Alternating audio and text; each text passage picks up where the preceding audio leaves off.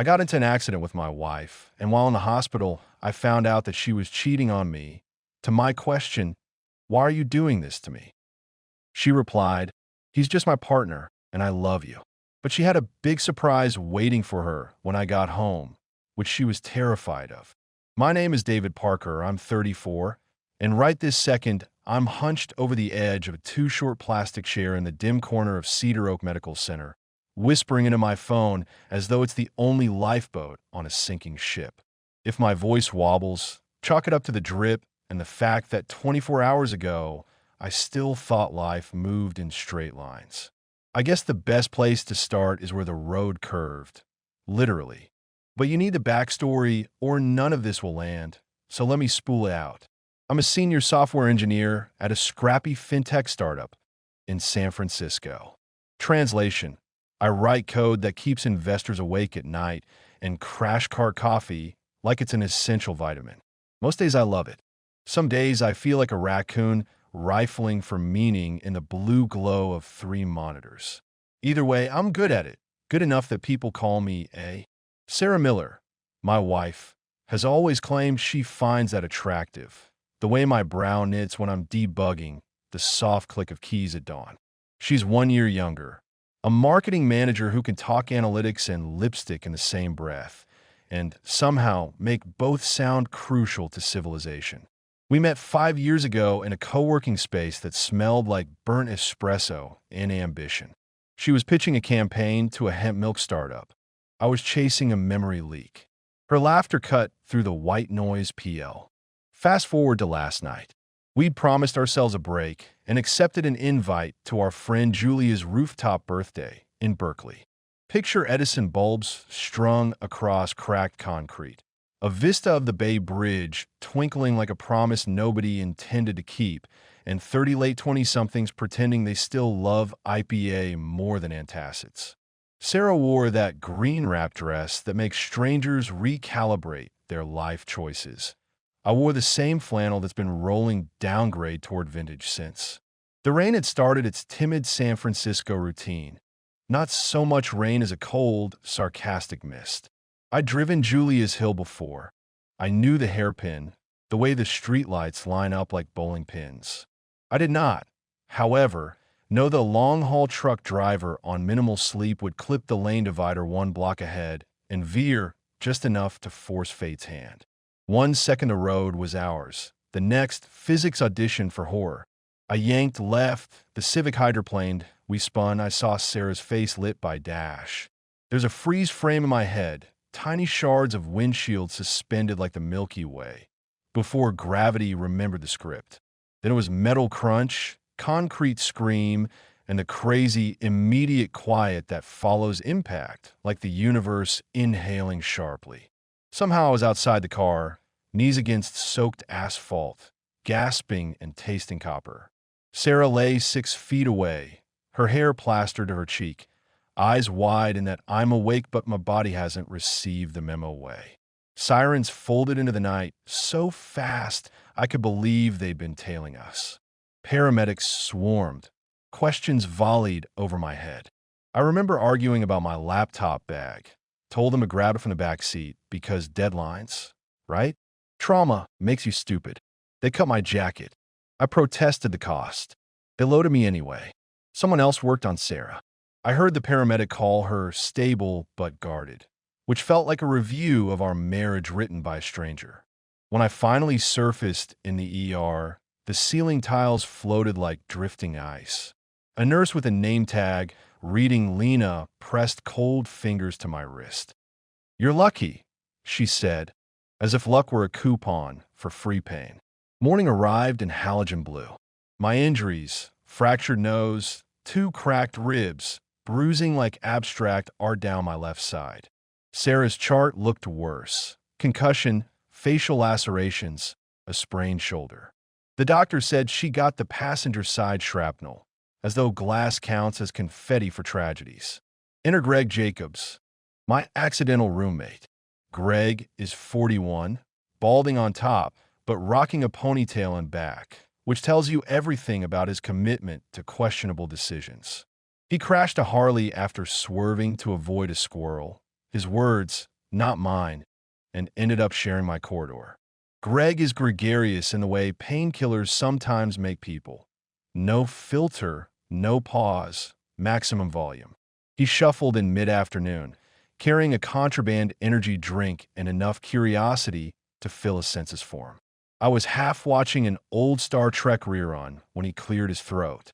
"Dave, my man," he said in a stage whisper that could drown out artillery. "Hate to be that guy, but you got something going on at home." I muted the TV. Greg leaned in, hospital gown flapping like a sagging sail. "Saw your place from the smoking patio last night. Didn't catch the address until the ambulance crew gossiped. Some dude been dropping by. Nice wheels, flowers, the works. Saw him kiss your lady on the porch. Figured you owe." I laughed, quick and brittle. Sarah has friends, colleagues, male human beings with lips. That's hardly evidence. Still, the words slithered under my skin, coiled around my rib pain until I couldn't tell ache from anger. I thanked Greg, went back to pretending to watch TV, but the only stars I saw were the ones jabbing behind my eyelids. Sarah visited later, shoulders stooped in her slate gray hoodie, bruises blooming purple above her collarbone. She said the hospital food tasted like wet cardboard. I joked about launching a startup to fix it. Then I asked, "Who's Brian?" I said it soft, but it landed like a dropped wrench. Her eyes widened, pulse jumping in her neck. "He's the creative director on my campaign," she answered, voice steady by sheer will. "We brainstorm at my place because the office is a dungeon on weekends. That's all." That night the ward dimmed to amber. Machines hummed lullabies for the broken, but sleep clocked out early. I drafted a plan between morphine dreams. Reclaim space, force clarity, stand up even if my ribs protested. Revenge dressed itself up as setting boundaries. The brain is good at rebranding. Discharge came just after sunrise. Paperwork, signatures, the parade of well-meaning advice. I refused the wheelchair escort and regretted it halfway to the curb. The rideshare smelled of stale fries and cinnamon air freshener. I asked the driver to loop the block until I said stop. Strategy time. Our row house on Judah Street is narrow, painted a blue so pale it edges on resigned. I stepped inside like a burglar in my own life. Everywhere I looked, Sarah, her electric blue running shoes by the vent, her tote stuffed with half-read books, the lip balm she never caps tight. I grabbed moving boxes left over from failed attempt to declutter last spring. Item by item, I build a museum exhibit of her absence, taping lids, labeling nothing. Outside, rain drilled the awning. I hauled each box to the curb. Next came the smart lock. New code, new fingerprint, new era. I stood in the hallway, chest heaving, listening to the house reacquaint itself with silence. The quiet wasn't peaceful. It was vacuum-packed. From the back seat of the rideshare, windows fog, I watched. Sarah's rideshare pulled up. She stepped out, favoring her right arm, hair tucked under a knit cap. She tried the door. Locked. She saw the boxes. Tilted. Tears didn't fall at first.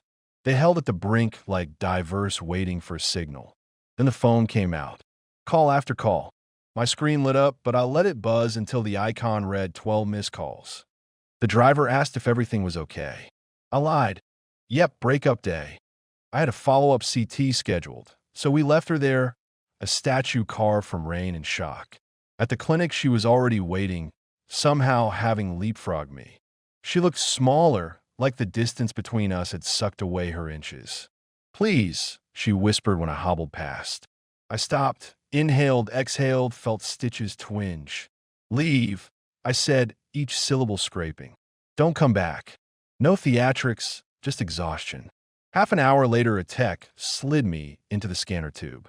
The hum drowned out thought, but inside I composed the breakup's push notification summary. Marriage crashed, data unrecoverable. On the ride home, I scrolled through our wedding album. Santa Cruz Beach ceremony, wind whipping her veil, me barefoot because sand demanded it. I long pressed, hit delete, confirmed. The phone asked if I was sure. I laughed, loud, ragged, because certainty had become a punchline. So yeah, now I'm perched on this chair, legs aching, telling you everything because hospital walls aren't great listeners. Am I proud? Not in the slightest. But pride isn't the metric tonight. Tonight is about raw survival, ripping off bandages before they fuse to skin. You probably want a lesson, some neat moral. I don't have one. I have questions. Is vengeance just grief in a leather jacket? Can trust respawn after you nuke it from orbit? Will Greg ever pay me back for the energy drink I spotted him? Unknown, definitely not. What I do have is a blank morning ahead. I plan to sit at the kitchen island and let sunlight map scars across the marble. I'll make terrible coffee and drink it slowly. I'll text my manager that I'm offline indefinitely, and for once I won't attach an ETA. I might write Sarah an email I never send, just to watch words line up like soldiers and realize none are strong enough to shift reality back. If you've made it this far, stranger, thanks for keeping me company. Maybe you're in a laundromat or stuck on a red eye, earbuds giving you someone else's train wreck to pass the time. Maybe you'll hear this and remember to check your tire tread or hug somebody cleanly or end the affair before the crash, not after. Either way, I'm signing off.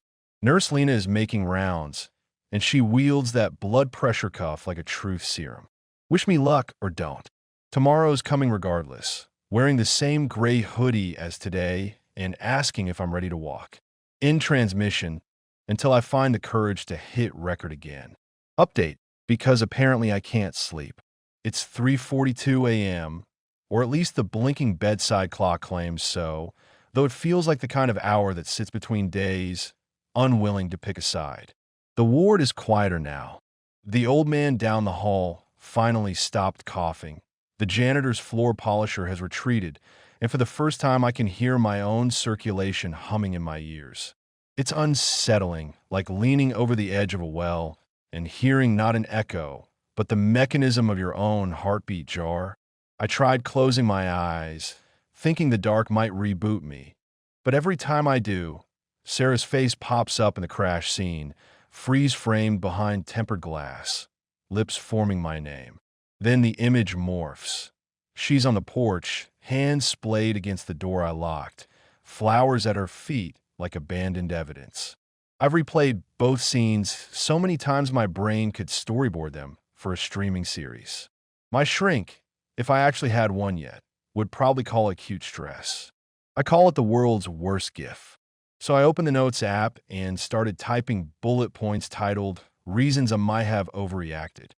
Spoiler, the list is too long and too short at the same time. Example entries. 1. Concussion fog. 2. Unresolved abandonment issues since dad bailed in '03. 3. Deeply ingrained fear that success is a prelude to sabotage. 4. Greg's convincing eyebrows. You get the picture. The act of writing them down didn't absolve anything, but did make the anger feel less like magma and more like wet clay. Still messy. There's another layer I haven't admitted. Survivor's guilt. Numbers from the accident report scrolled across a monitor earlier. Vehicle speed, point of impact, estimated energy transfer. Statistically, Sarah's side should have been the fatal one, not mine. If fate rolled different, I'd be the one bringing lilies to an ICU window, or worse, planning a funeral playlist nobody really wants to assemble. Maybe somewhere inside, I decided I needed a villain to blame, so the equation balanced. If the semi-driver on, flashback to when Sarah and I first moved in together.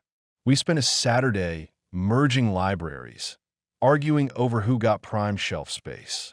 I remember her holding up my dog-eared copy of The Mythical Man Month and asking if the title was about sex or software. I laughed so hard I choked on pizza. That laugh, that easy banter. How long has it been since we sounded like that? 6 months? A year? Maybe the distance didn't start with a mysterious coworker. Maybe it started with me bringing work stress home. Greet. I paused writing to raid the vending machine. Pro tip. Hospital cheese, it tastes like the packaging, but the crunch is therapeutic. On the way back, I passed Greg's room. He was snoring under the glow of some late-night infomercial for copper pans. For a fleeting second, I wanted to shake him awake, demand a full description again, grill him on details, height, haircut, license plate, but I let him sleep. Partly because he deserves peace, mostly because I'm terrified the play-by-play might unravel the flimsy J. I keep circling this thought. What if the kiss he saw was a cheek peck? What if the flowers were sympathy? What if I, in my narcotized paranoia, took an anecdote and wrote a novel? The possible overreaction is so monumental, it makes my broken ribs feel like paper cuts. Yet here we are, furniture of a life stacked on the sidewalk, heartbeats echoing in separate zip codes. My phone buzzed earlier, another text from Sarah. No pleading words this time, just a photo, my cracked glasses lying on a nurse's station tray. She captioned it, "Found these. Want to drop them tomorrow?" The mundanity of the offer almost undid me. I stared until the afterimage burned yellow blobs in my vision. Then I did nothing. Left it on read like a coward. Whatever happens, the first truthful conversation will need more than a porch showdown. We'll need a table. Maybe that cheap diner on 9th where the coffee tastes like diesel, but the server calls everyone Han. We'll need ground rules. No raised voices, no half-truths, no weaponizing old wounds. And I'll need to start the sentence with "I was scared, not you betrayed." 4:07 a.m. now. Lena just passed by and gave me the side eye for being on my phone, but she's letting it slide. Mercy comes in small dosages on nights like this. I should sign off again, see if the morphine and self-loathing cancel each other out enough for sleep. If I get rest, I might wake up and rewrite tomorrow into something softer. If not, well, at least I'll have more material for this ridiculous confessional. Signing off, again, probably not the last time. Morning again, 7:22 a.m., gray light pooling through blinds like spilled milk. The hospital smells marginally less like antiseptic and more like lukewarm oatmeal. Maybe that's hope, or maybe dietary services is finally awake. Either way, I survived the night, which felt less inevitable than the brochure suggests. A volunteer wheeled in a cart of paperbacks. Take one, keep one. So I grab an old translation of the Odyssey. Something poetic about a man wandering for 10 years, angering gods, struggling home. Familiar vibe. The volunteer, a soft-spoken retiree named Marlene, asked if I wanted to call anyone. I almost said no, then found myself dialing my mom in Florida. She answered on the third ring, voice bright with manufactured cheer. We did the dance. I'm fine. It could have been worse. Yes, seatbelts. Mom asked how Sarah was. I said, recovering, which is truth adjacent. I didn't mention the eviction by cardboard. Mom sighed, the kind of sigh that vibrates across states. She reminded me of our family motto, her invention, better mended than ended. Clever, but even duct tape has tensile limits. We talked weather, her new tomato plants, the neighbor's yappy dog. Before hanging up, she said, when pain talks, don't let it do all the talking. I promised to remember, unsure if I could. Discharge part 2 happened at 9. They scanned my wristband, handed over pills with names too long for small talk, and wished me a speedy recovery, like I was a delayed shipment. Outside, the city looked freshly rinsed. I walked slow, cane clicking, half expecting Sarah to materialize from the fog. She didn't. Instead, Blue Jay landed on the bus bench and tilted its head like it recognized me from a different storyline. On impulse, I rerouted the rideshare to Ocean Beach. The driver seemed annoyed, but the meter forgave me. I shuffled onto the sand, shoes off, cold grit needling the raw places in me. Pacific waves pounded out a rhythm older than any human choral. I breathed with them until my chest stopped feeling like a closed fist. I pulled out my phone, opened a new voice memo, and spoke, not to Sarah, not to you, but to the version of me that existed before impact. I told him the crash is coming, that he'll survive, that survival won't feel like victory. I told him the heart can fracture quieter than bones and take longer to set. I told him that revenge is just loneliness wearing armor. I talked until the memo hit 10 minutes, saved it, titled it For When You Forget, and archived it in a folder called Lighthouse. Back home, boxes still lined the curb, untouched except for one inquisitive raccoon that had shredded the tape. I carried them inside, each a reluctant truce. I didn't unpack, just stacked them in the hallway like a to-do list with emotions. Then I brewed coffee that tasted less terrible than I predicted and sat on the floor, back against the wall, letting steam fog my glasses. Sarah texted at noon. We need to talk. But first, I'm glad you're okay. No accusations, no explanations. Just that. I typed a reply, deleted it, typed again. Let's meet tomorrow, 3 p.m., Lucky's Diner on 9th. Sent before fear could veto. The read receipt popped instantly, a small blue dot of accountability. So that's the update. The rest of the day is pill-timed blur and cautious optimism. Maybe this story ends with 2 signatures on divorce papers. Maybe it ends with therapy copays and awkwardly held hands. Either way, I've learned that silence is an answer and action is an argument. Tomorrow I'll choose conversation over spectacle.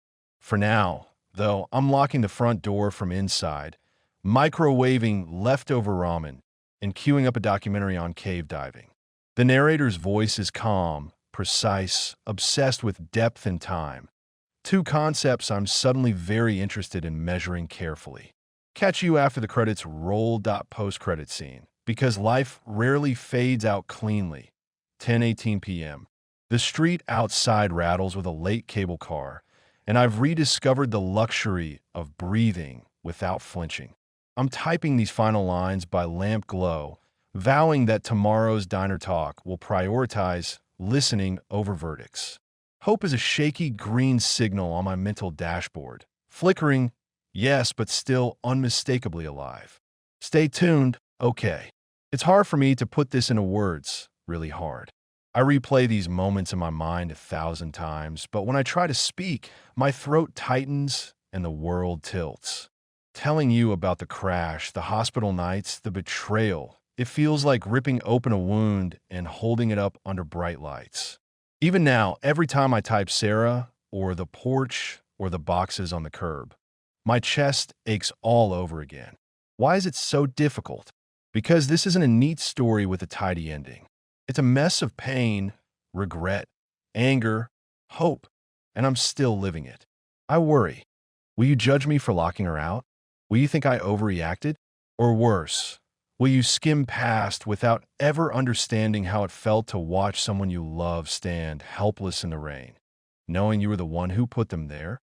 But I share it because maybe someone out there needs to know they're not alone in feeling savage sorrow and in wanting revenge, even while knowing it won't heal you.